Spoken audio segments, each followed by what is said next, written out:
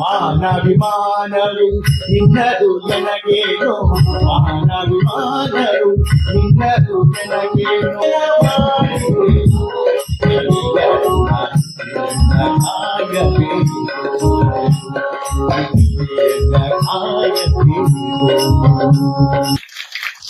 ಹರೇ ಶ್ರೀನಿವಾಸ.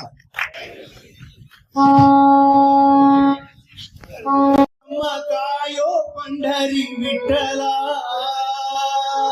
ನೀ ಕರುಣಿಸೋ ವಿಠಲ ನಮ್ಮ ಕಾಕೋ ಪಂಡರಿ ವಿಠಲ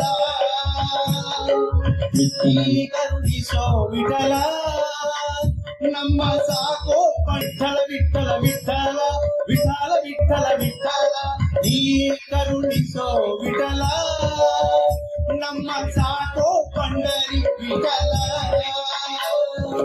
ರುಚಿಗಟ್ಟಲ ಸೇರಿ ವಿಠಲ ದೋಷಿಗಳೊಳಗೆ ಹಿರಿಯನು ನಾನು ದೋಷಿಗಳ ಸೇರಿ ವಿಠಲ ಸಾಸಿವೆಯಷ್ಟು ಭಕುತಿಯ ನರಿಯನು ಸಾಸಿವೆಯಷ್ಟು ಭಕುತಿಯ ನರಿಯನು ಶೇಷ ಶಯನ ಹರಿ ವಿಠಲ ವಿಠಲ ವಿಠಲ ವಿಠಲ ವಿಠಲ ಪಂಡರಿ ವಿಠಲ ವಿಠಲ. శ్రీకృష్ణ భక్తి ఫౌండేషన్ ఆధ్వర్యంలో గాన సంధ్య భారత విద్యాభవనంలో ఘనంగా నిర్వహించారు. इसका है मेन इंटेंशन है हमारा भक्ति बजाना और हिंदू संस्कृति को बचाना है, हमारा डेवलपमेंट करना है, उसका है हमारा मेन इंटेंशन है. उसके साथ में गोरक्षणा है, हमारा कल्चर को डेवलप करना है.